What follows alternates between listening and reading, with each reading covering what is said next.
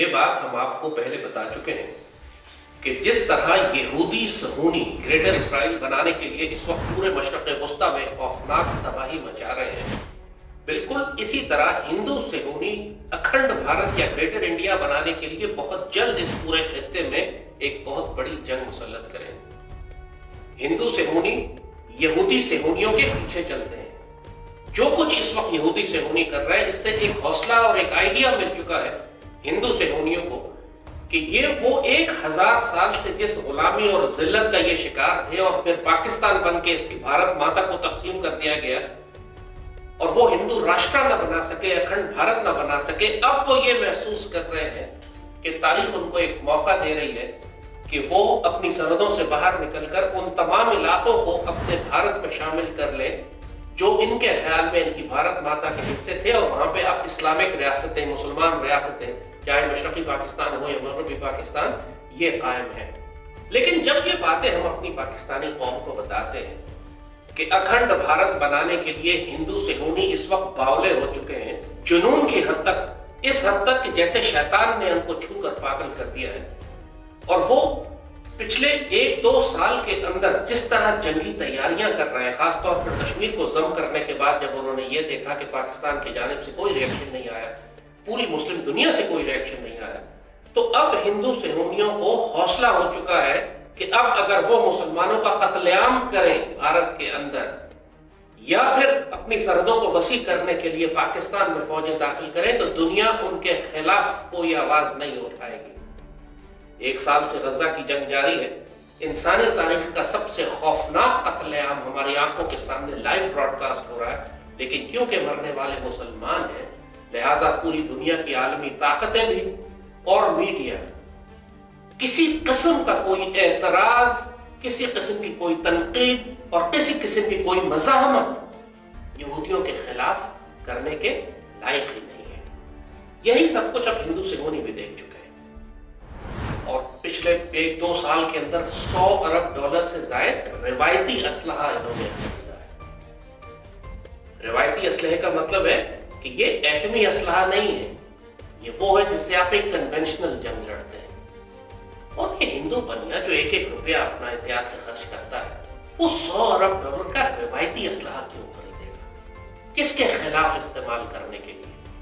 जाहिर है कि ये चीन के खिलाफ तो नहीं है, और चीन के साथ अभी इन्होंने कुछ अर्सा पहले ही अपना सरहदी मुआहदा तय कर लिया है। नहीं, बाकायदा बड़े बड़े इलाके, भारत के वो इलाके लद्दाख और उसके आसपास के जिन पर चीन ने कब्जा कर लिया था, वो कई हजार स्क्वायर किलोमीटर बनता है, भारत ने वो इलाके चीन को देकर सुलह कर ली।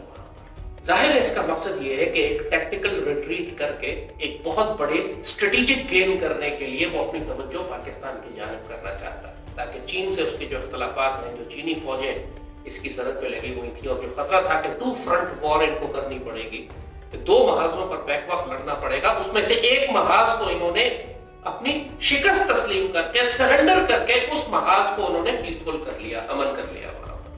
पिछले 1-1.5 साल से अगर आप भारत की जंगी तैयारियां देखें तो सही मानों में इंसान हैरान हो जाता है कि कई $अरब का इन्होंने सिर्फ फ्यूल और एमुनेशन फायर किया है पाकिस्तानी सरहदों के नजदीक। समुद्र में एक्सरसाइजेस से लेकर पूरे सिंध के बॉर्डर के साथ साथ पंजाब और फिर ऊपर उठते हुए आजाद कश्मीर और गिलगित बल्तिस्तान, कोई फ्रंट ऐसा नहीं है जिसके सामने ये खौफनाक aggressive invasion level military exercises ना कर रहे हैं। और जैसे कहा कि हिंदू बनिया तो 1 रुपया भी बगैर किसी वजह के खर्च नहीं करता। इन्होंने अपनी पूरी फौज को लगाया हुआ है पाकिस्तानी सरहदों के सामने, जंगी तैयारियां मुसलसल कर रहे हैं, पूरी दुनिया से फौजें और एयरफोर्सेस बुलाकर उनके साथ फ्लाई कर रहे हैं, एक्सरसाइज कर रहे हैं। हर जंगी टेक्निक जो पाकिस्तान इस्तेमाल कर सकता है उसकी तरबियत और प्रैक्टिस की जा रही है। वो यूक्रेन की जंग को देख रहे हैं बहुत गौर से, जिस तरीके से रूस और यूक्रेन की जंग हुई उसमें वही असलाह इस्तेमाल हुआ है जो भारतीय फौज इस्तेमाल करती है। भारतीय फौज के पास रूसी असलाह है, पाकिस्तान के पास यूक्रेनियन टैंक्स हैं। इन्होंने पूरी तरह उन तमाम नई टेक्नोलॉजी को स्टडी किया है और कर रहे हैं कि जो यूक्रेन में इस्तेमाल हो रही है, खासतौर पर ड्रोन वॉरफेयर। हालांकि पाकिस्तान के पास वो टेक्नोलॉजी भी नहीं है, लेकिन इन्होंने अपने आप को, अपने इंडियन टैंक्स के ऊपर वो ड्रोन केजेस लगाने शुरू कर दिए हैं कि अगर पाकिस्तान यूक्रेन की तरह वो ड्रोन्स इस्तेमाल करना शुरू कर दे जिस तरह यूक्रेन इस्तेमाल कर रहा है रशिया के खिलाफ, या रशिया जो ईरान से ड्रोन्स लेकर इस्तेमाल कर रहा है यूक्रेन के खिलाफ, तो उस किस्म की ड्रोन वॉरफेयर के लिए भी भारतीय फौज तैयार हो जब वो पाकिस्तान में दाखिल हो। आपको याद होगा कि जब रूस ने यूक्रेन पर हमला किया था तो एक दिन में नहीं किया था, उसके लिए 1.5 साल रूस ने अपनी फौजें लाकर यूक्रेन की सरहद के पास खड़ी की थी, जंगी तैयारियां की थी, मिलिट्री एक्सरसाइजेस की थी, वेपन डंपिंग की थी, वेपन प्रोक्योरमेंट की थी, असलहे की तरसील सप्लाई लाइन मुनज़्ज़म की थी। पूरी दुनिया देख रही थी कि रूस की जो जंगी तैयारियां हैं जो तकरीबन 1200-1400 किलोमीटर के एक महाज पर फैली हुई थी, सब जानते थे कि ये पुतिन सिर्फ धमकी देने के लिए नहीं कर रहा। लेकिन जो जाहिल और अहमक हुक्मरान था वो यहूदी का बच्चा ज़ेलेंस्की, जो यूक्रेन में इन्होंने बिठाया हुआ था इन आलमी ताकतों ने, जो चाहते थे कि यूक्रेन और रूस के दरमियान जंग करवाई जाए, उन्होंने यूक्रेन को तैयार ही नहीं होने दिया उस आने वाली जंग के लिए। वो एक गद्दार हुक्मरान बैठा हुआ था, उसने पूरी कौम को जंग की तैयारियां ही नहीं करने दी, और आज भी अपनी कौम को जो हलाक करवा रहा है वो ही बैठा हुआ है। इस वक्त यूक्रेन का हाल ये हो चुका है कि 30% यूक्रेन पर रूस का कब्जा है। एक खौफनाक जंग पिछले 2-3 साल से जारी है जिसमें यूक्रेन के जीतने का कोई चांस ही नहीं है। अगर यूक्रेन सरवाइव कर रहा है तो सिर्फ इसलिए कि जिस तरह इसराइल को एक इनफाइनाइट सप्लाई लाइन दी जा रही है अमेरिका की जानिब से असलहे की, इसी तरह एक सप्लाई लाइन यूक्रेन की तरफ भी जा रही है। और यूक्रेन की आधी आबादी महाजर होकर पूरे यूरोप में तकसीम हो चुकी है, बेघर हो चुकी है, बेड़ा गर्क हो चुका है उसका। उनके पास ना घर है रहने के लिए, ना रोजी है कमाने के लिए, ना इज्जतें हैं बचाने के लिए। इस वक्त पूरे यूरोप के तवाइफ खानों में जो औरतें काम कर रही हैं वो यूक्रेन की औरत है। जंग में यही होता है, औरत की इज्जत जाती है, मर्द का कारोबार और नौकरी जाती है, सबकी इज्जत, घर, कारोबार, खानदान, जमीनें सब तबाह होती हैं। और यूक्रेन जो खाली हो गया, अब वो पोलैंड से और दूसरे इलाकों से यहूदियों को लाकर वहां पर आबाद कर रहा है ज़ेलेंस्की, और पूरा वो मुल्क अब इस पर यहूदी और उनकी बड़ी बड़ी जो ऑर्गेनाइजेशंस हैं, ब्लैक रॉक और वैनगार्ड जैसे, वो इस पर कब्जा कर रहे हैं। तो सारा ऑब्जेक्टिव जो था इस जंग को करवाने का कि यूक्रेन को तबाह बर्बाद करके इसराइल की तरह एक और छोटा इसराइल वहां बना दिया जाए, पूरी दुनिया से तबाहियां बर्पा करके एक तीसरी आलमी जंग बर्पा की जाए, एक खौफनाक जंग यूरोप में बर्पा करवाई जाए, वो सारा ऑब्जेक्टिव अभी चल रहा है। ये सब यूक्रेन की जंग फैलते फैलते उसी रिसेप्ट में जा रही है जिस तरह इन्होंने पहली और दूसरी आलमी जंगें करवाई थी। लेकिन वही मिसाल जो हम आपको दे रहे हैं कि जब रूस इतनी खौफनाक जंगी तैयारियां कर रहा था, पूरी दुनिया के एनालिस्ट देख रहे थे कि ये रूस तमाशा नहीं लगा रहा, इसने एक इन्वेजन लेवल वॉर करनी है। लेकिन यूक्रेन के अंदर बैठे हुए जाहिल, बेगैरत, बेशरम, बिके हुए गद्दार हुक्मरान अपनी कौम को बेवकूफ बनाते रहे, कौम को तैयार ही नहीं। अब हालत यह है कि यूक्रेन अपने अस्पतालों से जहनी माजूर लोगों को पकड़ पकड़ के लाके वर्दी राइफल पहना के उनको महाज पर भेज रहे हैं मरने के लिए। यूक्रेन में लड़ने वाले मर्द ही खत्म हो चुके और कहा कि औरतें जो है वो बाजारों में बिक गई, मर्दों को इन्होंने मरवा दिया। ये हाल किया यूक्रेन का ऐसे गद्दार हुक्मरानों ने जिसने आने वाली जंग के लिए अपनी कौम को तैयार ही नहीं होने दिया। तो जब हम पाकिस्तान में, पाकिस्तान के दानिशवरों से, डिफेंस एनालिस्ट से, पाकिस्तान की मीडिया से, पाकिस्तान के पॉलिसी मेकर हुक्मरानों से, सियासतदानों से जब हम बात करते हैं कि भारत एक खौफनाक जंग की तैयारी कर रहा है और यूक्रेन और रूस के तर्ज के ऊपर एक बहुत बड़े एक्सेस के ऊपर, यानी सिंध से लेकर गिलगित बल्तिस्तान तक आपके ऊपर एक हमला किया जाने वाला है अखंड भारत बनाने के लिए, तो लोग, उनका जो रिस्पॉन्स होता है, जो रिएक्शन होता है, इस कदर खौफनाक और हैरानकुन होता है कि यकीन करें इंसान सकते में आ जाता है कि ये शख्स कोई ज़हनी माजूर है, ये पागल है, इसको समझ नहीं आ रही कि क्या हो रहा है, वो देख नहीं रहा कि दुनिया में क्या हो रहा, वो देख नहीं रहा कि भारत की जंगी तैयारियां क्या है, उसको नजर नहीं आ रहा कि भारत की डिप्लॉयमेंट्स क्या है हमारी सरहदों के पास। और जो खुल के वो अपनी जबान से बता रहे हैं, उन्होंने अपनी पार्लियामान पे अखंड भारत का नक्शा लगा दिया है। ये कोई छोटे बच्चों की दुकान तो नहीं है जहां पे इन्होंने इस किस्म के नक्शे लगाए। ये तो बहुत सीरियस मैटर है कि आपने खुलकर ऐलान कर दिया है कि पूरे साउथ एशिया पर हम कब्जा करने जा रहे हैं, और उसके लिए कई मुल्कों पर हम कब्जा करेंगे और उनको तबाह बर्बाद करेंगे। जिस तरह इसराइल खुल के कहता है कि हमने सारे मशरक़ी वस्ता के मुसलमान मुल्कों पर कब्जा करना है, तो ढकी छुपी बात तो नहीं है। कोई जाहिल होगा जो इस बात को कहे कि ये मजाक है, इसराइल सीरियस ही नहीं है, कभी जंग ही नहीं हो सकती, इसराइल क्यों हमला करेगा, वो अपनी मईशत क्यों खराब करेगा। ये सारी आर्गुमेंट जब पाकिस्तानियों को हम बताते हैं कि भारत पाकिस्तान पर हमला करके उसी तरह अखंड भारत बनाना चाहता है जैसे अखंड रूस या अखंड भारत, अखंड इसराइल बनना चाहता है, तो अजीब और गरीब जवाब देते हैं। एक आर्गुमेंट होती है कि साहब पाकिस्तान और इंडिया के दरमियान तो कभी जंग हो ही नहीं सकती, क्योंकि दोनों एटमी मुल्क हैं और दोनों को पता है कि म्यूचुअली अश्योर्ड डिस्ट्रक्शन है, मैडनेस है। अगर हमने आपस में जंग की तो दोनों मुल्क एटमी हथियार इस्तेमाल करेंगे, लिहाजा आराम से बैठ जाए। अब एटमी हथियार आ गए, अब कोई रवायती जंग पाकिस्तान और भारत के दरमियान होगी। हैरान होता हूं मैं कि जब नेशनल डिफेंस यूनिवर्सिटी के लेवल पर भी यही डिस्कशन हो रही होती है। मैंने बड़े बड़े जनरल्स को और बड़े बड़े नेवल ऑफिसर्स को और बड़े बड़े एडमिरल्स को यह कहते सुना है कि सुकून से बैठ जाए, आपकी वॉर मॉन्गरिंग नहीं चलेगी। खासतौर पर ये बाजवा और फैज के टाइम के ऊपर मेरी जो उनसे ज्यादा गुफ्तगू होती थी कि आपकी वॉर मॉन्गरिंग नहीं चलेगी, आप ग़ज़वा हिंद की बात करना बंद कर दें, हम तो 100 साल का अमन करने जा रहे हैं भारत के साथ। आपको याद है मोहित यूसुफ के साथ इन्होंने, जनरल बाजवा ने और इमरान ने और फैज ने मिलकर एक पाकिस्तान की नेशनल सिक्योरिटी पॉलिसी बनाई थी जिसमें था कि भारत के साथ हमने 100 साल का अमन करना है। मतलब किस किस्म के पागल जानवर थे वो, अखंड भारत बनाना चाह रहा है, ये 100 साल का अमन कर रहे हैं उसके साथ। ये वो डिसेप्शन और धोखा होता है पूरी कौम के साथ, ये वो बिट्रेल होता है जिसकी वजह से फिर खलीफा को कालीन में लपेट कर उस पर घोड़े चढ़ाए जाते हैं और पूरे शहर के 15 लाख लोगों के सर काट के मीनार बनाए जाते हैं। ये हुक्मरानों की गद्दारियां होती हैं और यही पाकिस्तान के साथ होने जा रहा है अगर हमने अपनी रविश न बदली तो। एक जानिब कहते हैं कि जी दोनों ताकतें एटमी हैं, लिहाजा जंग तो हो ही नहीं सकती। फिर कहते हैं कि भारत पागल है कि कोई पाकिस्तान पर हमला करेगा, पाकिस्तान में है क्या?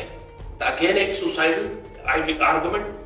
भारत की तो मईशत बहुत जबरदस्त है, भारत तो अच्छा तरक्की कर रहा है, भारत तो पागल है कि अपनी मईशत खराब करेगा पाकिस्तान से जंग करके। यानी इस किस्म के ये सुसाइडल आर्गुमेंट्स देते हैं। आप मुझे ये बताइए, पूरे मिडिल ईस्ट में बल्कि पूरी दुनिया में इसराइल का एक बहुत बड़ा मकाम था टेक्नोलॉजी और इकोनॉमी के लिहाज से। पूरी दुनिया को टेक्नोलॉजी ये सप्लाई भी करते हैं, डिफेंस टेक्नोलॉजी भी और दूसरी भी एग्रीकल्चर टेक्नोलॉजी भी।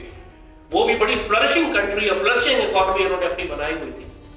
लेकिन इकोनॉमी उनकी जो भी जितनी भी फ्लरिश कर रही हो, पिछले 1-1.5 साल में उन्होंने अपना बेड़ा गर्क करवा लिया है, लेकिन वो जंग नहीं रोक रहे। उनकी जो आइडियोलॉजी है ज़ायनिज़्म की, जो पागलपने की, जो एक शैतान ने जिसने छू के उनको पागल किया हुआ है, वो आइडियोलॉजी ज्यादा स्ट्रांग है उनकी मईशत की बहाली के ख्याल के मुकाबले में। वो मईशत बहाल करना उनके नजदीक इंपॉर्टेंट नहीं है। उनके नजदीक अपनी आइडियोलॉजी के तहत अखंड इसराइल बनाना इंपॉर्टेंट है, जंगें करना इंपॉर्टेंट है, उस इलाके से फलस्तीनियों को निकालना इंपॉर्टेंट है, मस्जिद अक्सा को गिराना इंपॉर्टेंट है, हैकल सुलेमानी बनाना इंपॉर्टेंट है और वहां बैठकर अपनी पूरी दुनिया पर अपनी वो प्रॉमिस्ड ग्रेटर इसराइल बनाना ये अहम है, चाहे इसके लिए इनकी इकोनॉमी तबाह हो जाए, लाखों यहूदी भी मारे जाए। क्योंकि आम लोग जो है ना इस सहूनी पागलपन की गलाजत का, इसके बीमार होने का, इसकी सिक मेंटालिटी का अंदाजा ही नहीं कर सकते कि ये किस किस्म के वैक्टी जानवर है। मुझे बताएं, दुनिया में कोई इंसान जो गज़ा में आज कत्लेआम हो रहा है, जिस तरह बच्चों को ज़िबा कर रहे हैं, जैसे बॉम्बिंग हो रही है, दुनिया का कोई इंसान नॉर्मल रह सकता है कि ये कोई इंसान तो कर ही नहीं सकता ये सब जुल्म जो हो रहा है, लेकिन वो सहूनी कर रहे हैं ना, इसलिए कर रहे हैं कि वो बावले हो चुके हैं, शैतान ने उनको छूकर पागल कर दिया। ये सहूनी मेंटालिटी होती है जो एक नॉर्मल ह्यूमन बीइंग समझ ही नहीं सकता कि कोई इंसान इतना जुल्म कर कैसे सकता। तो हम पाकिस्तानियों का भी यही प्रॉब्लम है। फलस्तीनियों और यहूदियों को देखा है, अब तो हम भी अपनी आंखों से देख रहे हैं, लेकिन हमने अभी तक मजा नहीं चखा सहूनियों का। हमने हिंदुओं के साथ दोस्ती करने की कोशिश की है, इनके हम ज़ेरे साया नहीं रहे। इस तरह भारत के मुसलमान आजकल रह रहे हैं कि जहां पे हजारों मुसलमानों के इन्होंने अब इसराइल वाली स्ट्रैटेजी पूरे के पूरे भारत में इस्तेमाल करनी शुरू कर दी। हजारों मुसलमानों के घर बुलडोजरों से गिरा रहे हैं, मस्जिदें गिरा रहे हैं, मजार गिरा रहे हैं, दुकानें गिरा रहे हैं। दुनिया में कोई पूछने वाला नहीं है। उन्होंने कहा जब इसराइल को नहीं रोक रहा तो भारत को कौन रोकेगा। अब ये मेंटालिटी आम पाकिस्तानी मुसलमान समझ नहीं सकता कि किस किस्म के पागल जानवर है। या तखब्बत शैतान मिनल मस्जिद को शैतान ने छू के पागल किया हुआ है, ये क्यों इस तरह कर रहे हैं। आम जहन सोच ही नहीं सकता, इतना जुल्म कोई इंसान तसव्वुर नहीं कर सकता कि वो करेगा जो ये जानवर आराम से करते हुए गुजर जा रहे हैं। तो आम पाकिस्तानी एक हिंदू सहूनी के, मोदी के, योगी के, अमित शाह के जहन को सोच ही नहीं सकता कि ये किस किस्म के सफाक जानवर है। तो जब पाकिस्तानियों के आगे ये बात करो तो यही जाहिलाना आर्गुमेंट देना शुरू कर देते हैं कि इंडिया अपनी मईशत क्यों खराब कराएगा, तो पाकिस्तान से क्यों जंग करेगा, पाकिस्तान में है ही क्या, पर दोनों एटमी ताकतें हैं। ये जो आर्गुमेंट है कि दोनों एटमी ताकतें हैं, ये आर्गुमेंट तो यूक्रेन में खत्म हो गई। क्योंकि यूक्रेन में भी हकीकत में ये सब जानते हैं कि जंग यूक्रेन और रूस के दरमियान नहीं हो रही, नेटो और रूस के दरमियान हो रही। और नेटो की एटमी ताकत है, रूस भी एटमी ताकत है। उसके बावजूद 3 साल से जो जंग जारी है वो कन्वेंशनल वॉरफेयर है, रिवायती जंग हो रही है, यानी राइट डाउन टू अब वो ट्रेंच वॉरफेयर पर आ गई है बात। जैसे पहली जंग अज़ीम में हुआ करती थी कि खंदकें बनी हुई हैं, दोनों तरफ लाइंस हैं, दरमियान में माइनफील्ड्स हैं और एक दूसरे के ऊपर ये पैदल फौज खंदकों से निकलकर हमला करने की कोशिश कर रही है। 21वीं सदी के एटमी और स्पेस एज में आप फर्स्ट वर्ल्ड वॉर की लड़ाई कर रहे हैं, क्योंकि ये डेटरेंस है, दोनों तरफ से ताकतें जो है वो एटमी ताकतें हैं, लिहाजा उन्होंने जंग को रखा ही कन्वेंशनल है और बहुत आहिस्ता आहिस्ता एस्केलेट कर रहे हैं। कभी कभी रूस के अंदर जाके हमला कर देते हैं, कभी मॉस्को पे हमला कर देते हैं, लेकिन हमले का लेवल इतना रखते हैं कि रूस एटमी हथियार इस्तेमाल न कर सके। वो के पुतिन बार बार थ्रेट कर रहा है, वो कहता है कि अगर रूस की जान को खतरा हुआ, दुनिया में रूस खत्म होने लगा, तो मैं वो दुनिया ही नहीं छोड़ूंगा जिसमें रूस ना हो, मैं पूरी दुनिया तबाह कर दूंगा। धमकियां वो दे रहा है, लेकिन अभी तक पुतिन ने एटमी मिसाइलों के बटन नहीं दबाए। क्यों? क्योंकि जंग जितनी भी हो रही है इस वक्त रिवायती और कन्वेंशनल है, न्यूक्लियर थ्रेशोल्ड से बहुत नीचे है। लिहाजा ये बात साबित हो गई कि एटमी ताकतें भी आपस में रिवायती जंग करके अपने आप को न्यूक्लियर थ्रेशोल्ड से नीचे रख सकती हैं। और ये बात भारत ने कई साल पहले, आज से तकरीबन 10-12 साल पहले जब इन्होंने अपनी मिलिट्री डॉक्ट्रिन निकाली थी कोल्ड स्टार्ट, उस वक्त ही भारत ने ये डॉक्ट्रिन डिजाइन करना शुरू कर दी थी। कोल्ड स्टार्ट का मतलब भी यही था, क्योंकि पाकिस्तान ने भारत को रोकने के लिए टैक्टिकल न्यूक्लियर वेपन्स बनाए थे, छोटे न्यूक्लियर वेपन्स के जो 10-15 किलोमीटर के अंदर या इंटीग्रेटेड बैटल ग्रुप्स को या छोटे फौज की कॉन्सेंट्रेशन को या छोटे शहर को तबाह करने के लिए थे। इतने बड़े नहीं जिस तरह के पाकिस्तान के पास दूसरे बड़े एटमी हथियार हैं जो पूरे पूरे मुल्कों को तबाह कर सकते हैं। तो पाकिस्तान ने छोटे एटमी हथियार बनाए थे, इसीलिए इसी माइंडसेट थे कि अगर भारत पाकिस्तान पर हमला करने की कोशिश करता है तो हम भारत के अंदर इनको लॉन्च करेंगे। तो भारत ने इसके जवाब में अपनी एक मिलिट्री डॉक्ट्राइन बनाई आज से कुछ 10 साल पहले, तो कोल्ड स्टार्ट, आप सबने नाम सुना भी होगा, बहुत दफा हमने इस पर बात की है। कोल्ड स्टार्ट का मतलब है कि बगैर वार्निंग दिए पाकिस्तान की सरहदें पार करके पाकिस्तान के अंदर दाखिल हो जाए और इतना नजदीक चले जाए, इतना पाकिस्तान के शहरों के अंदर दाखिल हो जाए कि पाकिस्तान अपने टैक्टिकल न्यूक्लियर वेपन्स इस्तेमाल ही ना कर सके। यानी उनको जाहिर है कि अगर नाउजुबिल्लाह वो लाहौर के अंदर या सियालकोट के अंदर दाखिल हो जाते हैं तो पाकिस्तान टैक्टिकल न्यूक्लियर वेपन्स कहाँ इस्तेमाल करेगा?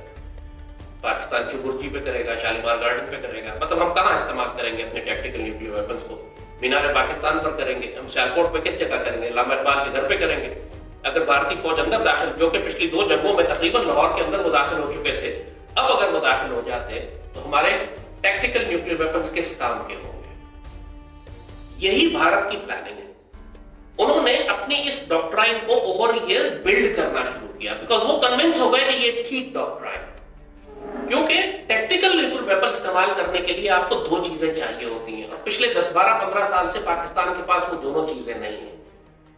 एक चीज पाकिस्तान को ये चाहिए होती है कि आपके पास ऐसी प्रोएक्टिव, जारहाना, मुहब्बे वतन और दलेर क़यादत हो कि जो अपने टैक्टिकल न्यूक्लियर वेपन्स को भारत के अंदर इस्तेमाल करे।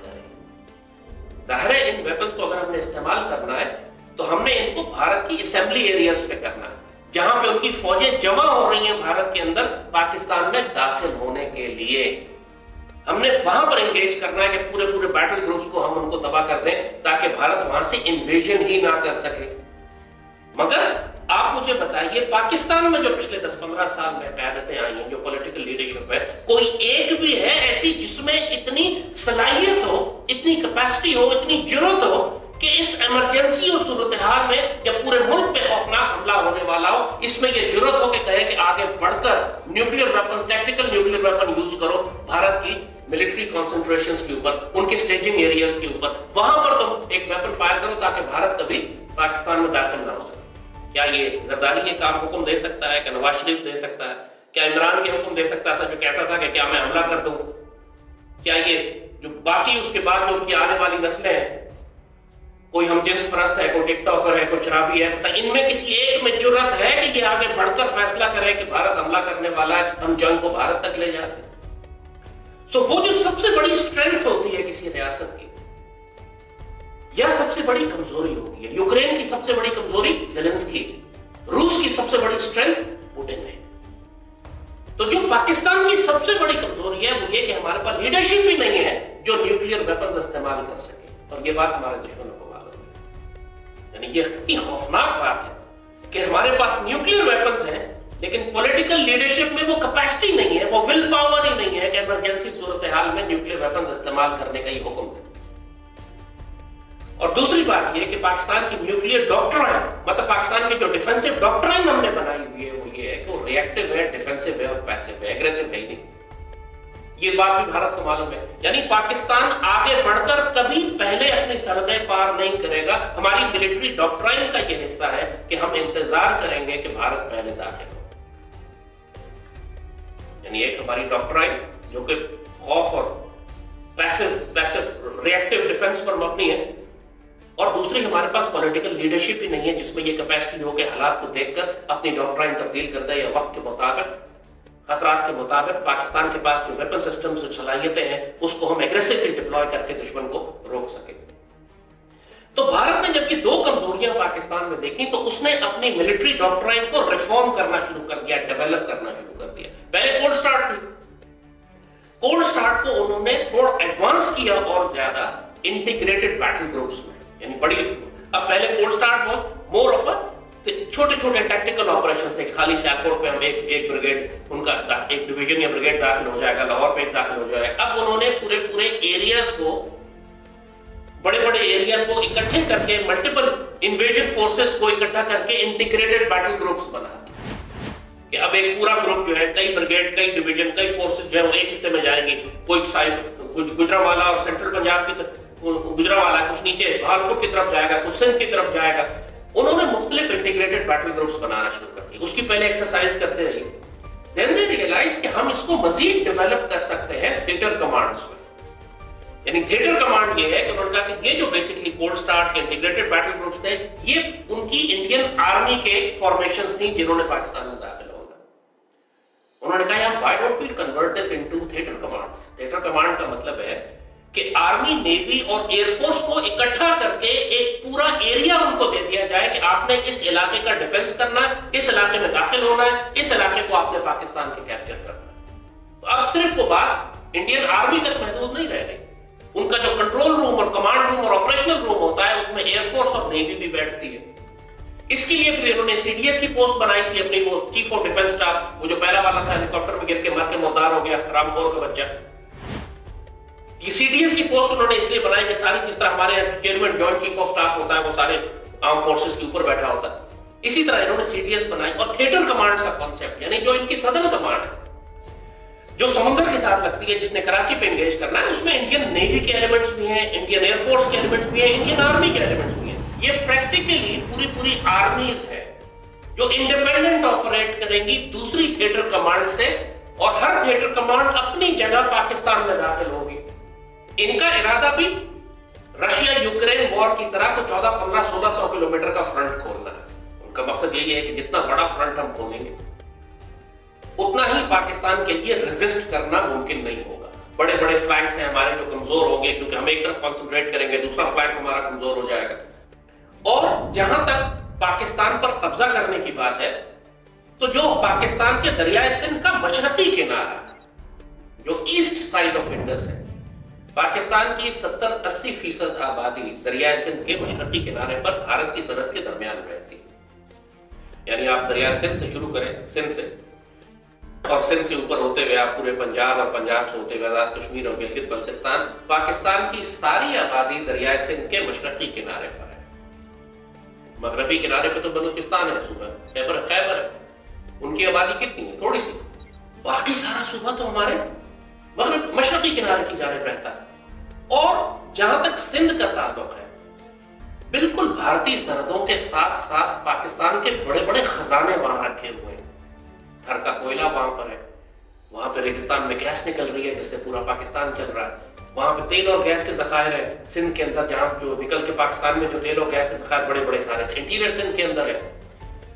तो और फिर सिंध कराची के साथ लगता है। सिंध को अगर आप कैप्चर कर लेते हैं या सिंध के अंदर आप दाखिल हो जाते हैं, तो न सिर्फ ये कि आप बड़े बड़े ये मादनी वसाइल पाकिस्तान के जखायर, इन पर आप कब्जा कर लेते हैं, आप कराची को भी ब्लॉकेट कर सकते हैं। कराची हमारा एक वो शहर है कि जो पूरे पाकिस्तान से कटा हुआ एक अलग से शहर है, उसके नजदीक कोई बड़ा शहर नहीं है। हैदराबाद है और उसके बाद कोई बड़ा शहर है ही नहीं। मेन पॉपुलेशन सेंटर्स आपके फिर दरिया सिंध की ईस्ट साइड के ऊपर होते हैं। अगर आप कराची से लेफ्ट चले जाए बलोचिस्तान की तरफ तो कोई बड़ा शहर है ही नहीं, कोयटा जाके आके आता है एक बड़ा शहर, वहां पे बाकी छोटे छोटे शहर है हमारे सारे। तो कराची एक प्रैक्टिकली सिंगापुर की तरह एक मुल्क है अपनी जगह पे, स्टैंड अलोन, और पूरे पाकिस्तान को चलाता है। इन्होंने 71 में भी ये किया था कि कराची के गिर्द इन्होंने नेवल ब्लॉकेड लगा दिया। नेवल ब्लॉकेड का मतलब है कि कराची में अब कोई सप्लाई शिप नहीं पहुंच सकता, इसका मतलब है आपने पूरे पाकिस्तान का नेवल ब्लॉकेड कर दिया। और पूरे सिंध में हमारी सिर्फ एक कोर है, एक कोर का मतलब होता है कि 50,000, और वो कोर जो है सारी इंडियन बॉर्डर्स के सामने लगी हुई है, यानी वो जाहिर है सिंध में भारतीय फौज को दाखिले से रोकने के लिए वहां लगी हुई हमारे सारे। तो कराची के डिफेंस के लिए हमारे पास कोई बहुत भारी फौज नहीं है, ये काम हमारी नेवी के जिम्मे आता है कि वो कराची का दिफा करे। हमारे जो पैरामिलिट्री जो शहर के अंदर है, थोड़ी बहुत फौज जो शहर के अंदर है, और कराची के अंदर इन्होंने, आप देख चुके हैं कि पिछले कई सालों में किस किस्म की दहशतगर्दी है, टीटीपी की तरह के दहशतगर्द इन्होंने हर पॉलिटिकल पार्टी में तैयार करके कराची में रखे हुए हैं, जो वक्त आने पर उसी तरह फसाद करेंगे जिस तरह बीएलए या टीटीपी करती है। इसमें एमक्यूएम भी शामिल है, इसके अंदर पीटीएम भी है, इसके अंदर जरदारी के अपने लोग और पीपल्स पार्टी वगैरह भी शामिल है, क्योंकि बहुत अरसे से ये वैसे ही सिंध को और बलूचिस्तान को अलग करके अपना सिंधु देश बनाना चाहते हैं। जरदारी सब नेशनलिस्ट है, बिल्कुल उसी तरह जैसे नवाज शरीफ सब नेशनलिस्ट है। ये तो जरदारी ने नवाज शरीफ के बारे में कहा था कि नवाज शरीफ ग्रेटर पंजाब बनाना चाहता है, आपस में एक दूसरे के कपड़े फाड़ते थे, एक दूसरे के पर्दे खोलते रहे। यही काम जरदारी करना चाहता है सिंध में। अगर हमको पूरा पाकिस्तान ना मिला तो हम सिंध अलग कर लेंगे। तो ये सारे जो पॉलिटिकल लीडरशिप है इतनी कॉम्प्रोमाइज्ड है, इस कदर ये खतरनाक लीडरशिप है कि आप ये तवक्को इनसे नहीं कर सकते कि अगर भारत पाकिस्तान पर हमला करता है तो ये कौम को इकट्ठा करके सीसा पिलाई हुई दीवार बना सके। और भारत कराची के ब्लॉकेड से लेकर सिंध के खजानों से लेकर पूरा पंजाब और गिलगित बल्तिस्तान तक, उनका तो ऑब्जेक्टिव है, डिक्लेयर्ड ऑब्जेक्टिव है कि गिलगित बल्तिस्तान पर कब्जा करना चाहते हैं, लेकिन उसके लिए जो वो डाइवर्जन क्रिएट करेंगे, जो हार्ट ऑफ पाकिस्तान है सेंट्रल पंजाब, जिसको ये टारगेट करेंगे, जहां हमारी 70% आबादी रहती है, वहां पर अगर ये इन्वेजन करते हैं तो बहुत बड़ी डिसरप्शन क्रिएट कर देंगे पूरे पाकिस्तान में। यानी ये सारी आबादी जो है ये हिजरत करके दरिया सिंध की जानिब यानी सेंट्रल पाकिस्तान की जानिब हिजरत करेगी। ये पूरा एरिया बैटलफील्ड बनेगा, मैदान जंग बनेगा। और पाकिस्तानी आदी हैं छोटी जंगों की। हम 65 की जंग की बात करते हैं, वो जंग 17 दिन में खत्म हो गई। 17 दिन, 17 डेज, इतना पूरी कौम माशाल्लाह आज भी फख्र करती। जो 71 की वॉर थी, जो एक्चुअल वॉर शुरू होने के बाद और खत्म होने के दरमियान 3 हफ्ते थे, मैक्सिमम 21 डेज, 21 दिन में वो जंग खत्म हो गई थी। भारत ने 22 नवंबर को मशरकी पाकिस्तान पे हमला किया था और मगरबी पाकिस्तान में 4 दिसंबर को जंग शुरू हुई थी, 16 दिसंबर को जंग खत्म हो गई थी। That's it. और इस जंग में भी हमने मशरकी पाकिस्तान तो हमारे हाथ से गया ही गया, मगरबी पाकिस्तान में भी गिलगित बल्तिस्तान के कुछ गांव हमारे हाथ से निकल गए, आज तक भारत के पास है। क्योंकि बाद में जो हुकूमत आई, भुट्टो की हुकूमत आई, वो इस कदर नापाक और जलील हुकूमत थी और वो अपने आप को संभालने में और फौज को जलील करने में लगी हुई थी, और हौसला भी नहीं था कौम में उस वक्त कि वो भारत से उस वक्त मजीद जंग करते या बहस करते कि हमारे इलाके वापस करो। उन्होंने कहा भारत ही को दे देते हैं। ये काम उस वक्त भुट्टो की हुकूमत ने किया। जहां बाकी पाकिस्तान की उसने तबाही की थी, मशरकी पाकिस्तान भारत को दे दिया था तो 2-4 गांव भी दे सकता था ये जलील इंसान, और उसने किया। फिर मकसद भारत का ये, जो बात हम आपको समझाने की कोशिश कर रहे हैं वो ये कि पाकिस्तानी कौम एक तो हमारी लीडरशिप ही नहीं है जिसमें ये कैपेसिटी हो कि वो भारत की तरफ से होने वाले थ्रेट को देख सके और फिर कौम को मुत्तहिद कर सके। दूसरी बात, हमारी नेशनल सिक्योरिटी स्ट्रेटजी नहीं है कि हम भारत को भारत के अंदर रोकें, हम भारत को अपने घरों के अंदर रोकने वाली पॉलिसी। जैसे यही 65 सेंटर दोनों में आपने यही देखा कि हमने भारत को पहले इजाजत दी कि तुम अंदर दाखिल हो जाओ। वो मशरकी पाकिस्तान हो या मगरबी पाकिस्तान हो, भारत ने पहले अंदर दाखिल होकर पाकिस्तान के शहरों को खतरे में डाल दिया। हमें दोनों एक्सेस के ऊपर हम बहुत बुरी तरह से कमजोर फुटिंग पे खड़े हुए हैं। और जिस किस्म की एग्रेसिव और जारहाना और जिस किस्म की जालिम इस वक्त भारतीय हुकूमत है, हिंदुत्व ज़ायनिस्ट है, ये हिंदू सहूनी है, जो खून चढ़ा हुआ है इनकी आंखों को, और जो इनके जिस तरह इन्होंने कच्चे मुसलमानों के कलेजे चबा रहे हैं ये लोग, और इनको नजर आ रहा है कि अब किसी भी वक्त हम पाकिस्तान में दाखिल हो सकते हैं, क्योंकि पूरी दुनिया वैसे ही जंगों में फंसी हुई है। कोई आलमी इदारा बाकी नहीं रह गया, कोई इंटरनेशनल पावर अब नहीं है जो बीच में इंटरवीन करके इन जंगों को रुकवा सके। क्या आलमी ताकतों ने यूक्रेन की जंग रुकवा दी? नहीं। क्या गज़ा और मशरिक़ वस्ता में होने वाली जंगों को किसी आलमी ताकत ने, अक़वाम मुत्तहिदा ने रुकवाया? नहीं। क्या जो ताइवान पर चीन और अमेरिका की जंग होने जा रही है अक़वाम मुत्तहिदा उसको रोक सकती है? नहीं। क्या आर्टिकल 370 इन्होंने वायलेट किया, कश्मीर को जब्त कर लिया, तमाम अक़वाम मुत्तहिदा की करारदादों को रोल दिया, तबाह बर्बाद कर दिया, अक़वाम मुत्तहिदा ने आवाज निकाली? नहीं। तो फिर जब ये पाकिस्तान में दाखिल होंगे तो कौन सी अक़वाम मुत्तहिदा या आलमी ताकतें होंगी जो भारत को रोकेंगी? एक चीन हो सकता था, चीन से इन्होंने दिफाई मामले कर लिए, एग्रीमेंट का अपना पूरा इलाका दे दिया चीन को चुप कराने के लिए कि यार तुम्हारे तुम परे बैठो, हम जरा पहले पाकिस्तान को डील कर लें। तो प्रॉब्लम यही होने वाली है कि जब इंडियंस का प्लान ये है कि हम अपने थिएटर कमांड्स के जरिए, जैसे मैंने कहा ये कोल्ड स्टार्ट से इंटीग्रेटेड बैटल ग्रुप से थिएटर कमांड, यानी वो अपने एस्केलेट करते जा रहे हैं अपनी एग्रेसिव मिलिट्री डॉक्ट्राइन को, वो बढ़ाते चले जा रहे हैं, स्कोप और स्केल उसका, इंटेंसिटी बढ़ाते चले जा रहे हैं, उसका जो मिशन ऑब्जेक्टिव है उसको वो मजीद एग्रेसिव और पाकिस्तान के अंदर तक करते चले जा रहे हैं। पूरा जो एक इनका साउथ वेस्टर्न कमांड है वो पूरी जाके सिंध को और कराची को ब्लॉकेट करेगी, बीच वाला जो पाकिस्तान को 2 हिस्सों में काटेगी। ये काम बहुत पहले से प्लान कर रहे हैं। ऑपरेशन ब्रास टैक्स 1986 में इन्होंने किया था इंडियंस ने, जनरल ज़िया-उल-हक का दौर था, वो नाम इंडियन ने रखा था, ऑपरेशन ब्रास टैक्स उसका नाम था। उसका मकसद था कि बहालपुर की तरफ से बीच में ये दाखिल होंगे, जीटी रोड काट के पाकिस्तान को 2 हिस्सों में तकसीम कर देंगे। वो प्लान इनका खत्म नहीं हुआ है, ये ऑब्जेक्टिव इनका भी है कि अब इंटीग्रेटेड बैटल ग्रुप्स के साथ, थिएटर कमांड के साथ ही दाखिल होंगे, बीच में पाकिस्तान को पहले 2 हिस्सों में करेंगे, गिलगित बल्तिस्तान में दाखिल होंगे, वो इलाके कैप्चर करेंगे, सिंध कैप्चर करेंगे और इतने बड़े बड़े इलाके कैप्चर कर लेंगे जैसे रूस ने यूक्रेन में किया है कि इसके बाद पाकिस्तान या सरेंडर करेगा या अगर निगोशिएट भी करेगा तो पाकिस्तान बहुत ही शर्मनाक शराइत के ऊपर कि हम अपने इलाके वापस लेने के लिए या अपने जंगी कैदी छुड़ाने के लिए जो लाखों की तादाद में हमारे इलाके जो दुश्मन के पास जाएंगे, जाए उसमें लोग रहते हैं ना, आबादियां हैं, हमारी आबादी है, शहरी है, जिन पर दुश्मन चाहता है कि पहले कब्जा कर ले। अगर अल्लाह ना करे, जैसे मिसाल देते हैं कि जैसे वो हमेशा से सियालकोट पे या लाहौर पे कब्जा करने की कोशिश करता है, सपोज कर लेता है अल्लाह ना करे, तो लाहौर और सियालकोट की आबादी का क्या करेंगे? या वो हिजरत करेगी या दुश्मन की कैद में चली जाएगी। गजा में क्या हो रहा है? हर जगह से तो हर आदमी हिजरत नहीं कर सकता, दुश्मन की फौजें आ जाए वहां पर तो मकामी आबादी मौजूद होती है। फिर दुश्मन जो जुल्म करता है उनके ऊपर, जो आज आप देख रहे हैं यहूदी गजा के मुसलमानों के साथ क्या कर रहे हैं, हिंदू मुशरिक इससे ज्यादा जालिम होगा आपके साथ, ये याद रखिएगा। कि जो आज पूरी पाकिस्तानी कौम हर वक्त भारतीय फिल्में और भारतीय गाने और भारतीय कपड़े पहनती रहती है, भारतीय ड्रामे देखती रहती है, और होली और दिवाली और क्या क्या त्यौहार हमारी यूनिवर्सिटीज में मनाए जाते हैं, ये कह करके भारत के साथ हमने दोस्ती करनी है और हम एक ही जैसी कौमें हैं। आप लोगों को लग पता जाएगा जब एक मर्तबा भारतीय फौज पाकिस्तान में दाखिल होगी, आप यहूदियों को भूल जाएंगे जो वो फलस्तीन के साथ कर रहे हैं। आप लोगों ने अभी हिंदू फौज का मजा नहीं चखा, आपने ये देखा नहीं है कि जब हिंदू फौज किसी मुसलमान इलाके में आती है तो वहां क्या करती है, अल्लाह आपको दिखाएगा। तो उनका प्लान यही है कि पाकिस्तान के इन इलाकों में हम दाखिल होकर बड़े बड़े इलाकों पर कब्जा कर लेंगे, और ये बात pure military point of view से हम बता रहे हैं।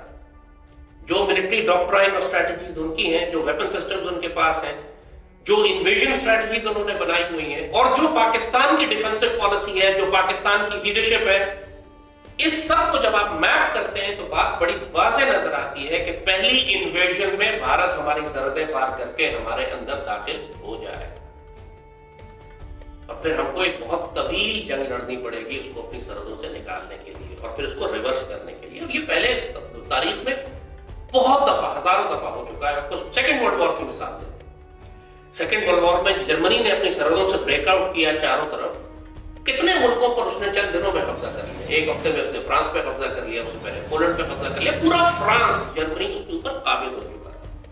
रशिया में दाखिल हो गया तो मॉस्को के करीब पहुंच चुके थे, बिल्कुल मॉस्को के पास जर्मन टैंक पहुंचे हुए थे, पूरा रशिया ओवररन हो गया था। लेकिन फिर क्या हुआ, जब रशियंस ने और फ्रेंच ने और एलाइड फोर्सेस ने रीऑर्गेनाइज करके दोबारा काउंटर अटैक शुरू किया, तो आहिस्ता आहिस्ता फिर उन्होंने जर्मनी को पीछे धकेलना शुरू किया। इस काम में 5-6 साल लगे। मॉस्को से धकेलते हुए उसको बर्लिन तक लेकर आ गए, पेरिस से धकेलते हुए बर्लिन तक लेकर आ गए। बर्लिन में दोनों तरफ से, मशरिक और मगरिब दोनों तरफ से जर्मन फौजें सिमटी, तो बर्लिन के दरमियान में आके रूसी और अमेरिकन फौजें मिलती हैं, इसीलिए बीच में दीवार खींची गई थी, दीवार बर्लिन जिसे कहते हैं। बर्लिन जो कैपिटल था जर्मनी का 2 हिस्सों में तकसीम हो गया। तो वो जो वॉर ऑफ इन्वेजन थी जब शुरू हुई थी, उस वक्त दुनिया समझती थी कि जर्मन वॉर मशीन को रोकने वाली कोई ताकत ही दुनिया में नहीं है, और वाकई वो बहुत बड़ी फोर्स थी। 90 लाख 80 लाख के करीब सिपाही निकालते, हम तो पाकिस्तानी आर्मी तो 6 लाख है ना, हमने वो फिगर्स ही नहीं देखे हुए जिन फिगर्स पे सेकेंड वर्ल्ड वॉर की जंगें हुई थी। हमारा माइंडसेट ही नहीं है इतनी बड़ी बड़े थिएटर्स को, वॉर ऑपरेशंस को और थिएटर्स को देखने का या कंडक्ट करने का। जो जर्मन फौजें निकली थी वहां से 70-80 लाख फौज थी उनकी। पाकिस्तान की 6 लाख है, भारत की 11 लाख है। जब रूसियों ने अपनी फौज तैयार की थी उनके मुकाबला करने के लिए जर्मन की, तो वो भी 70-80 लाख तक थी।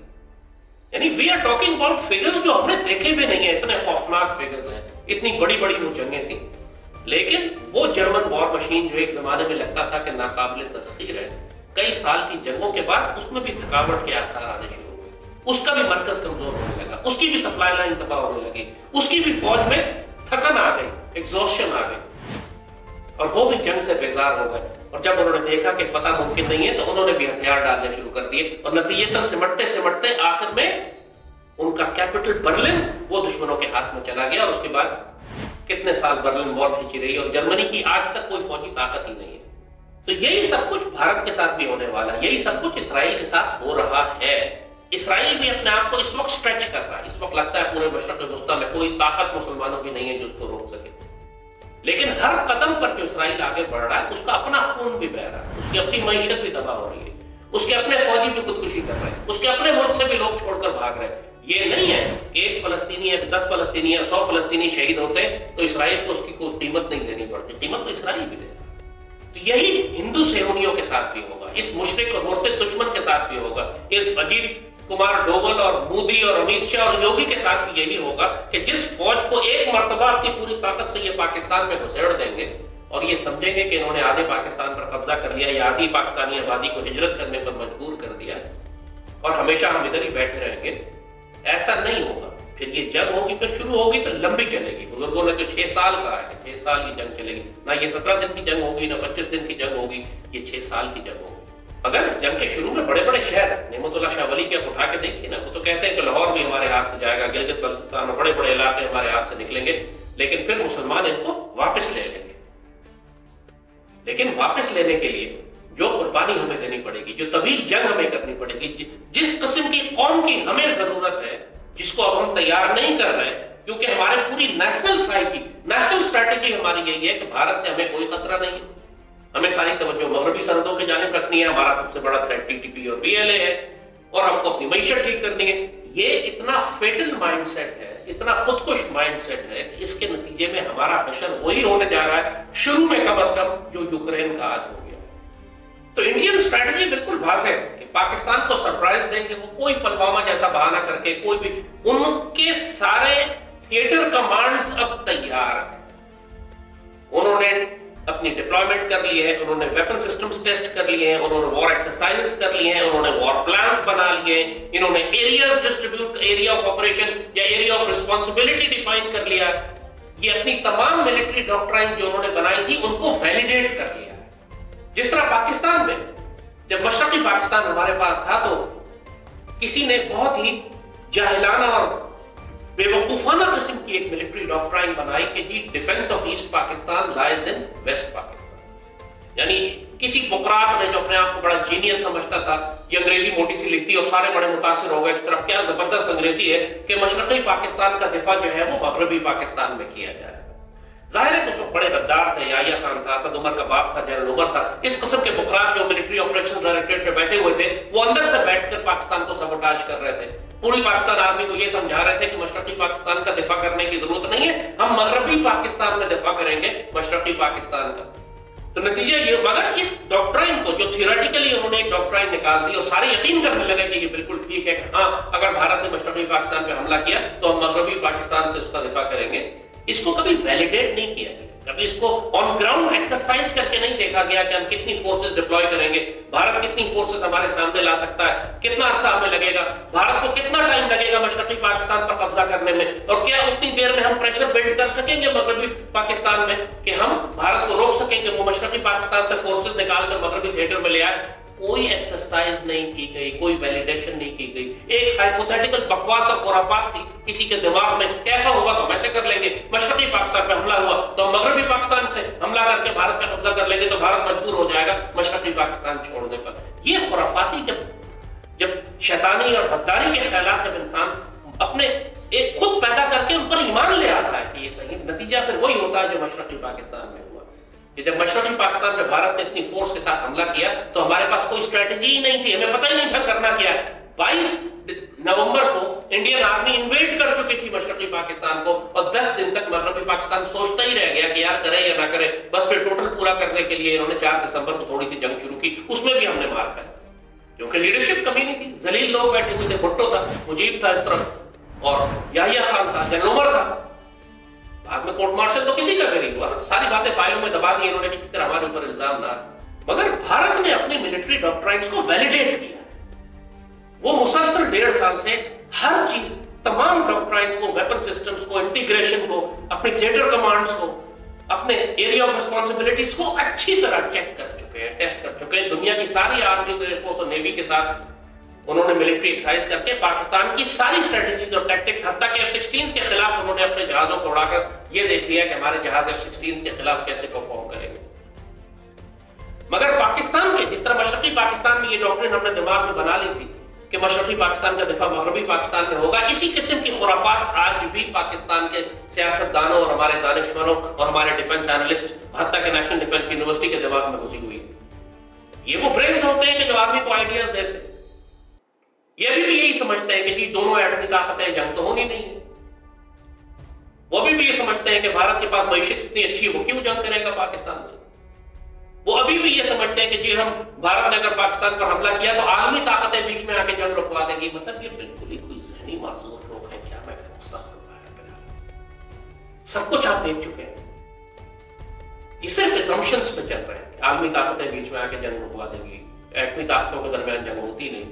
ये बात भारत को भी पता है कि पाकिस्तान के पास एटमी हथियार है, लिहाजा वो जंग को हमारे एटमी थ्रेशोल्ड से इतना नीचे रखेगा जैसे यूक्रेन में है कि हम अपने एटमी हथियार इस्तेमाल करने का जवाब ही पैदा नहीं कर सकेंगे। और अगर टैक्टिकल न्यूक्स हम यूज करना भी चाहेंगे तो हमें फायदा नहीं होगा क्योंकि भारतीय फौजें हमारे शहरों में दाखिल हो चुकी होंगी। यही वो चाहते हैं कि इतनी तेजी से दाखिल हो हमारे शहरों में कि फिर हम टैक्टिकल न्यूक इस्तेमाल करने के बजाय हम सरेंडर की टर्म्स तय कर रहे हो उनके साथ कि ठीक है यार हमारे बंदे छोड़ दो, लाखों की तादाद में पाकिस्तानी शहरी दे दो, जो इलाके तुमने पकड़ लिए वो तुम ले जाओ।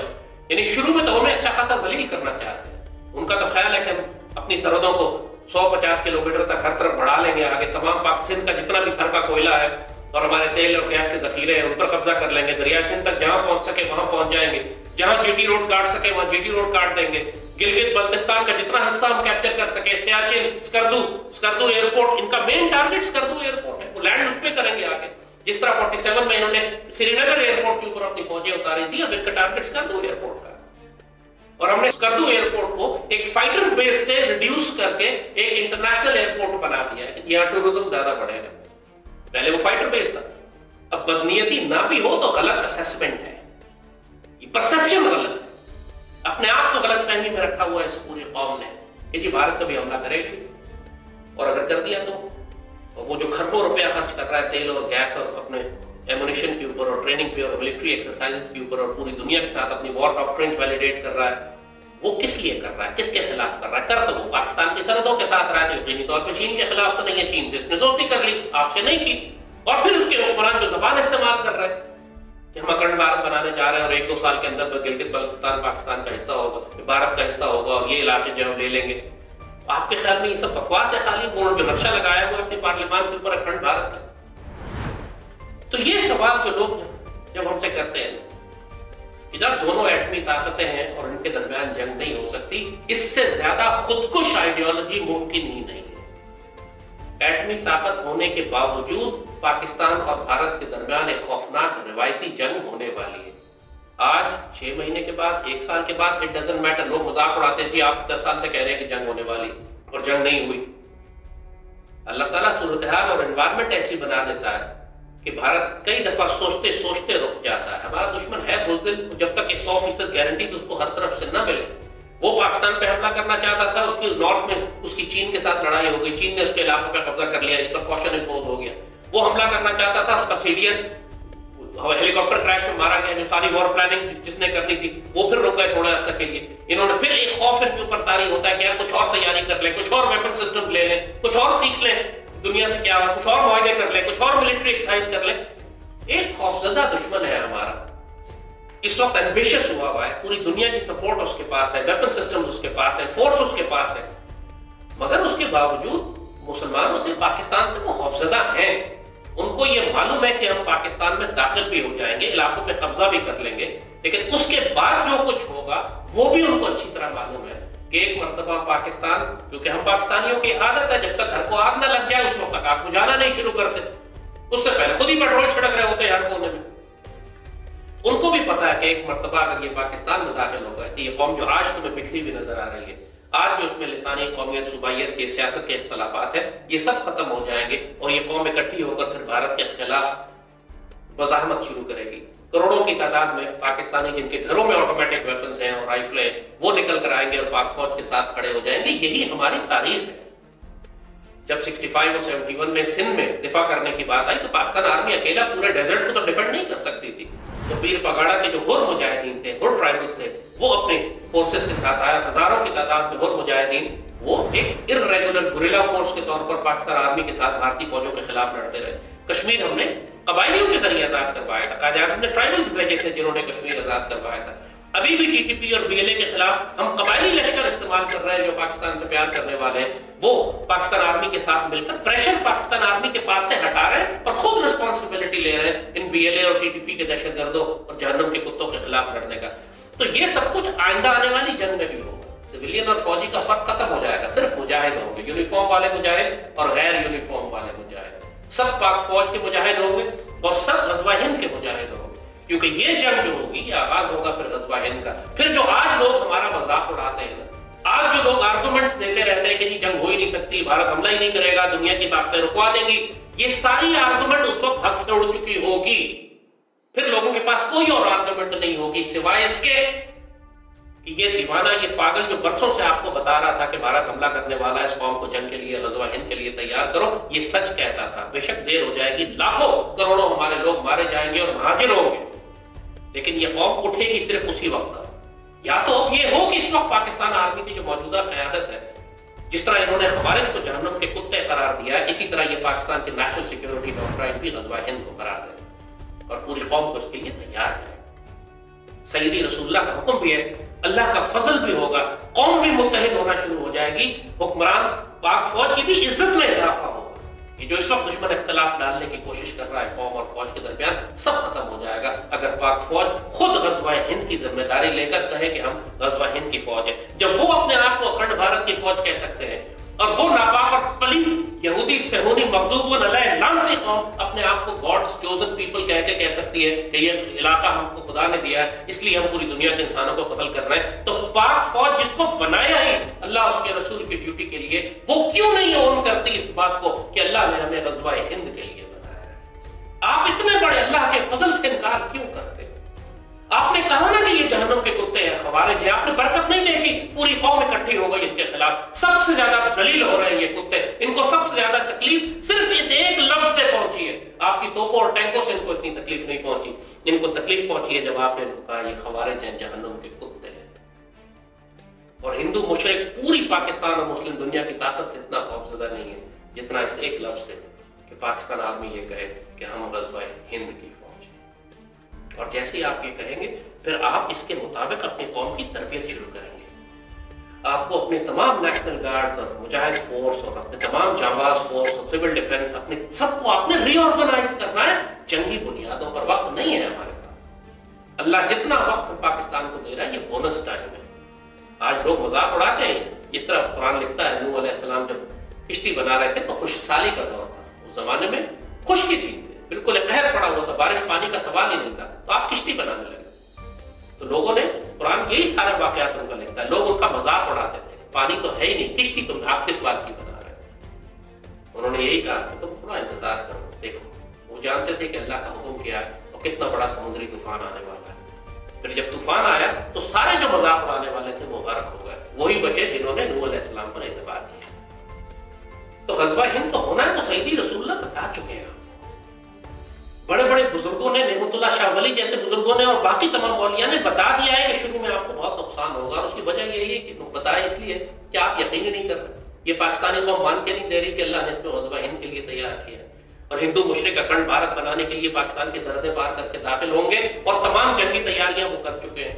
मजाक उड़ाते हैं कि जी ये तो इतने अरसे से कह रहे हैं जंग होगी, कहाँ है जंग? जिस दिन जंग शुरू हो गई ना, तुम्हारी चीखें आसमानों पे जा रही होंगी, तुम्हें छुपने की जगह नहीं मिलेगी क्योंकि तुम तैयार नहीं हो।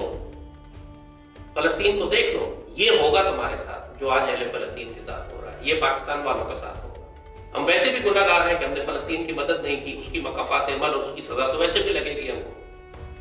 बहुत ज्यादा कचरा पाकिस्तान में हो चुका है, ये फसल कटेगी, ये फसल मुसलमान नहीं काटेंगे, अल्लाह इसके लिए हलाकु खान भेजेगा। लेकिन जो पाकिस्तान से प्यार करने वाले हैं, जो शहीदी रसूलुल्लाह पे की ग़ज़वा हिंद की बिशारतों पर एतबार करते हैं, हम उनसे मुखातिब हो रहे हैं, खासतौर पर पाक फौज की मौजूदा क़यादत से, जो मुसलमान क़यादत है। अल्लाह का एहसान है कि इस वक्त उसने हमको ये सिपहसालार दिया है, जो हाफिज़ कुरान है, जो सैयद है, मुसलमान है। ये अच्छी टीम अपने साथ लेकर आ रहा है, जो मुसलमान अच्छे घरानों से ताल्लुक़ रखते हैं, नजरियाती मुसलमान है। बाजवा और फैज़ की टीम नहीं है ये, वो कादियानी नापाक पलीद इमरान खान वाली टीम नहीं है, ये मुसलमान लोग हैं। और अल्लाह वाकई हालात ऐसे बना रहा है कि अगर अल्लाह ने पाकिस्तान की कोई खैर रखी है, तो मुझे अल्लाह से बहुत अच्छी उम्मीद है कि यही जनरल आसिम की टीम जो इस वक्त है, इसी के जरिए अल्लाह इस पाकिस्तान में वो खैर लेकर आएगा जिसकी हम उम्मीद रखते हैं। तो हमारा काम इनको नसीहत करना है। अल्लाह ने आपके नसीब में शानदार तकदीर लिखी हुई है, आगे बढ़े और इसको अपनी गिरफ्त में ले लें। हर तरफ से अल्लाह का फजल आएगा। इस बात को बिल्कुल जहन से निकाल दें कि जनाब दो एटमी मुल्कों के दरमियान जंग नहीं हो सकती, जंग होने वाली है, रिवायती होगी, कन्वेंशनल वेपन्स के साथ होगी, जैसे यूक्रेन में हो रही है, जैसे गजा में हो रही है। इस बात को बिल्कुल जहन से निकाल दें कि आलमी ताकतें बीच में आके जंग रुकवाएंगी, कोई ताकत बीच में आके जंग नहीं रुकवाएगी। आपको अल्लाह के फजल से अपने जोर बाजू पे जंग को लड़ना होगा और जोर बाजू पे जीतना होगा। अपनी कौम को आने वाले खतरात के लिए तैयार करें, वरना लाखों की तादाद में मारे जाएंगे, करोड़ों को हिजरत करनी पड़ेगी, क्योंकि जंग उन्हीं इलाकों में होगी जहां 70% पाकिस्तान, जहां हमारी 15 करोड़ की आबादी रहती है, जंग उन्हीं इलाकों में होगी। 15 करोड़ 20 करोड़ की हमारी आबादी जिन बेल्ट में रहती है, हमारे सारे दरिया सिंध के मशरकी किनारे पर और इंडियन बॉर्डर के दरमियान, जंग इन्हीं इलाकों में होगी। और इस आबादी को फिर आपको फूड सप्लाईज की जरूरत है, आपको फ्यूल सप्लाईज की जरूरत है। इंडिया को पता है कि वो क्या करने जा रहा है, इसी वजह से उसने चावल की एक्सपोर्ट पर पाबंदी लगा दी। वो अपने फूड स्टॉक्स जमा कर रहे हैं। और हमारे यहाँ बेगैरतों का लेवल चेक करें, देखा जी इंडिया ने चावल एक्सपोर्ट करना बंद कर दिया, तो ये मार्केट खुद कैप्चर कर ली, अरबों रुपए के चावल खुद एक्सपोर्ट कर रहे हैं दुनिया में। स्टॉक करने के बजाय, सेव करने के बजाय, मुश्किल वक्त में बचाने के बजाय। यूसुफ अलैहिस्सलाम की सुन्नत, जब उनको मालूम था कि आगे कहत आने वाला है, तो 7 साल उन्होंने गंदम जमा की थी ताकि आगे 7 सालों में काम आए। जब आपको पता है कि एक मुश्किल वक्त आ रहा है, पूरी दुनिया में वैसे ही फूड सप्लाई चेन डिस्टर्ब हो रही है, पूरी दुनिया में जंगें आ रही है, पूरी दुनिया में इस दफा यूक्रेन और रशिया ने दोनों ने कहा है कि हमारी गंदम की फसल खराब हो गई है, हम दुनिया को एक्सपोर्ट नहीं कर सकेंगे। दुनिया को 70% गंदम 2 मुल्क एक्सपोर्ट करते थे, वो कह रहे हैं हम नहीं कर सकेंगे। पूरी दुनिया में कहत आने वाला है अगले 1-2 साल के अंदर। तो पाकिस्तान को जब अल्लाह ने इतना कुछ दिया हुआ है, तो उसको संभाल के रख के जंगी बुनियादों पर तैयारी करने के बजाय हम पैसा कमाने के लिए एक्सपोर्ट किस लिए कर रहे हैं? हमने अभी तक ईरान से अपनी पाइपलाइन नहीं खोली। अगर आप बहरी जहाज लाके इंडियन, जबकि जो उसने प्लान किया हुआ है कि कराची का ब्लॉकेट करेगा, तो आपका फ्यूल कहां से आएगा? आपके पास अल्लाह ने फ्यूल की सप्लाई लाइन दी हुई है, ईरान के साथ ग्राउंड रूट के जरिए, ट्रकों के जरिए, पाइपलाइन के जरिए मंगवा सकते हैं। हमने उस पर कोई काम नहीं किया हुआ, क्योंकि अमेरिका ने मना किया हुआ है हमको कि ईरान गैस पाइपलाइन या फ्यूल पाइपलाइन नहीं बनानी है। कभी हम अपने मफाद के लिए भी काम करेंगे या हम अमेरिका की जानिब देखते रहेंगे? अमेरिका तो खाना जंगी को मुब्तला होने वाला है इंशाअल्लाह। आप देखेंगे चंद दिनों में डॉलर वैसे ही तबाह हो रहा है। ब्रिक्स का पूरा एक नया ब्लॉक अब चैलेंज कर रहा है नेटो और अमेरिकन और वेस्टर्न डोमिनेंस को। अभी तक हमने मशरक से उभरते हुए सूरज को देखा नहीं। बाबा इकबाल ने उस वक्त हमें कहा था, खोल आंख, ज़मीन देख, फलक देख, फजा देख, मशरक से उभरते हुए सूरज को जरा देख। अभी तक हम मशरक की जानिब नहीं देख रहे। We are part of the eastern bloc. अब हम वेस्टर्न ब्लॉक का हिस्सा नहीं है। अपने जहन से निकाल दें ये बात कि अमेरिकन और नेटो ब्लॉक आपको सपोर्ट करेगा। अब पाकिस्तान का फ्यूचर मुसलमान दुनिया है और हमारे इत्तेहादी चाइना और रशिया हो सकते हैं, लेकिन लीड हमको खुद करना है मुस्लिम दुनिया का। पूरी मुस्लिम दुनिया आप देख चुके हैं कि फारिग हो चुकी है, अब सिर्फ पाकिस्तान है। आगे बढ़कर मुस्लिम दुनिया की क़यादत भी अपने हाथ में लें, अपनी कौम को ग़ज़वा हिंद के लिए भी तैयार करें। मुसलमान मुल्कों का ब्लॉक भी बना है और पूरी दुनिया के साथ आप एंगेज करें एक इस्लामी एटमी ताकत के तौर पर, जो खुद अपने पैरों पर खड़ी है। इस आसरे पर न रहे कि दुनिया की ताकतें हमें बचा लेंगी अगर भारत हम पर हमला करेगा तो। उसने मशरक़ी पाकिस्तान में भी नहीं बचाया था, मगरबी पाकिस्तान में भी आपको नहीं बचाएंगे। आपने अगर बचना है तो अल्लाह उसके रसूल के साए में, उनके आसरे पे, उनकी मोहब्बत में, उनके ताल्लुक के साथ अपने जोर बाजू से लड़ना है, जोर बाजू से बचना है। कोई और बचाने वाला आपको नहीं आएगा। हमारे पास तो वो सप्लाई लाइन भी नहीं होगी जो यूक्रेन को पूरे नेटो और मगरबी दुनिया की तरफ से जा रही है। पाकिस्तान को कोई मदद नहीं करेगा, थोड़ा बहुत चीन कर देगा शायद, लेकिन जंग आपको खुद लड़नी है। आपने देख लिया कि पूरी मिडिल ईस्ट में जंगें हो रही हैं, थोड़ी बहुत सप्लाई जो रशिया और दूसरे ममालिक दे देते हैं ईरान को, दूसरे मुल्कों को, लेकिन अपने फौजी नहीं मरवाते।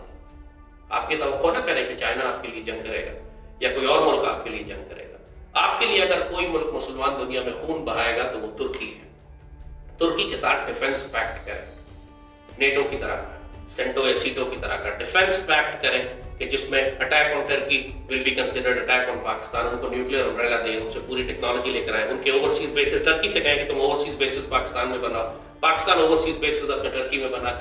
एक दूसरों को, दोनों को एक ही दौलत, बीर मिल्लत को जो कहते हैं कि वो वन कंट्री यानी two countries and one nation, कि वो देखने में दो मुल्क लगे लेकिन हो वो एक कौम। शुरू करें तुर्की के साथ इत्तेहाद करके, आपकी स्ट्रेंथ बढ़ेगी। वो भाई है आपका, बाकी सारे मुल्क आपके दोस्त और इत्तेहादी हो सकते हैं, लेकिन भाई दुनिया में सिर्फ एक है आपका, वो तुर्की है। हम डिफेंस एग्रीमेंट तो किए हुए हमने उनके साथ, लेकिन इसको डिफेंस पैक्ट में कन्वर्ट करना है। सीसा पिलाई हुई दीवार हम दोनों हाथ के, इस्लामी दुनिया का जो मशरकी दरवाजा है वो पाकिस्तान संभाले हुए, जो मगरबी दरवाजा है वो तुर्की संभाले हुए, दोनों मुसलमान मुल्कों को आपस में बड़ी मजबूती के साथ एक पैक्ट बनाने की जरूरत है। ये डिफेंस अलायंस आपको काम आएंगे। बाकी अगर आप आसरा करते हैं कि अक़वाम मुत्तहिदा बचा लेगा आपको, अमेरिका बचा लेगा, कोई इंडिया पे प्रेशर डाल देगा, ऐसा कुछ नहीं होने वाला। जो इस वक्त पाकिस्तान की सियासी क़यादत की और हमारी मिलिट्री डॉक्ट्रिन का हाल है, जो मैं बता चुका हूँ कि डिफेंसिव, पैसिव, खौफजदा मिलिट्री डॉक्ट्रिन के भारत को पहले आने दो फिर हम करेंगे, आगे बढ़कर भारत के अंदर तो हमला करने वाला कोई है नहीं। और फिर जो हमारी सियासी अनारकी और क़यादत का हाल है, सारे बदकार, जानी, शराबी, हिजड़े, हम जिन्स परस्त, टिकटॉकर, मतलब इस वक्त तो पाकिस्तान की क़यादत इन लोगों के हाथों में, इन लोगों के होते हुए। और यही वो सबसे बड़ी स्ट्रेंथ है भारत की, वो हमारी सबसे बड़ी कमजोरी उनकी ताकत बन जाती है। वो यही देख रहे हैं कि पाकिस्तान के पास लीडरशिप है ही नहीं और पाकिस्तान की मिलिट्री डॉक्ट्रिन डिफेंसिव है। वो अभी तक आने वाली जंग के लिए तैयारी ही नहीं कर रहे हैं। ना उन्होंने फ्यूल जमा किया, ना फूड जमा किया, ना अपनी सिविल डिफेंस फोर्सेस को ऑर्गेनाइज किया। इससे ज्यादा आइडियल मौका दुश्मन को और क्या मिलेगा। तो जो आपको दिन मिल रहे हैं अमन के, वो बोनस टाइम है। मजाक ना उड़ाए हमारा, जिस दिन दुश्मन आएगा आपकी चीखें बहुत जोर से आसमानों तक जा रही होंगी। इस नसीहत को सुन लें। जहां तक पाकिस्तान से प्यार करने वालों का ताल्लुक है, वो इस बात को जानते हैं कि उन्होंने सईदी रसूलुल्लाह की हदीस शरीफ के मुताबिक इस ग़ज़वा हिंद की शहादत में शरीक होना है। फौजी या सिविलियन, नमाज पढ़ना सबको हुक्म है, हज करना, रोजा रखना सब पर फर्ज है, ग़ज़वा हिंद सब पर फर्ज है। इसका कोई ताल्लुक ये नहीं है कि ये काम पाक फौज का है और पाकिस्तानी कौम जो है तमाशा देखेगी, फौज लड़ेगी। ये फर्ज है पूरी पाकिस्तानी कौम को लड़ना है, सबके लिए शहादत है जो उसमें शामिल होगा। और पाक फौज को हम कहेंगे अपने ऊपर अल्लाह का फजल और करम जो सईदी रसूलुल्लाह ने फरमा दिया है उसको कबूल करें, उसको ओन करें। फिर इंशाअल्लाह आप खुद देखेंगे कि दुश्मनों पे न सिर्फ दहशतदारी होगी बल्कि आने वाली जंग में आपको वो रूहानी ताईद और मदद और हौसला भी मिलेगा कि जब आप एक खौफजदा रिएक्टिव डिफेंसिव पॉलिसी से निकलकर ग़ज़वा हिंद की एग्रेसिव जारहाना और वो पॉलिसी जिसकी बिशारत सईदी रसूलुल्लाह ने दी है, आप उसको अडॉप्ट करेंगे। वो हमला पहले वो करेंगे और ये ग़ज़वा हिंद का आगाज होगा, लेकिन इसका अंजाम भी सईदी रसूलुल्लाह हमें बता चुके हैं कि इंशाअल्लाह मुसलमान फौजें दिल्ली पर कब्जा करेंगी। मोदी को, योगी को, अमित शाह को, इन सारे पलितों को जंजीरों में लपेट कर घसीटते भी लाएंगी लाहौर और अनारकली के बाजारों से गुजार कर इस्लामाबाद के खंभों पर हम इनको सूली चढ़ा देंगे इंशाअल्लाह। ये सब बिशारतें सईदी रसूलुल्लाह दे चुके हैं, आप देखेंगे। लेकिन क्यों अपना नुकसान ज्यादा करते हैं? पहले मान लें, वरना नुकसान के बाद तो हमें करना ही करना है। अंजाम इस जंग का हमको पहले बताया जा चुका है। दुश्मन को हम जंजीरों में लपेट कर लाएंगे, वो चमन मामूर होगा नग़मा तौहीद से। लेकिन जरूरी है कि लाखों करोड़ों मुसलमानों को शहीद करवा कर इतना नुकसान उठाकर आप इस तकदीर को हासिल करें? पहले क्यों नहीं कर लेते यार? मान लो, इसके मुताबिक तैयारी करो, मुसलमानों का नुकसान, पाकिस्तान का नुकसान कम होगा। जो होना है वो तो अल्लाह करवा कर रहेगा। वो खुशनसीब लोग होंगे जो अल्लाह का दस्ते बाजू बनते हैं। अपने आप को इस आदत से महरूम न करें।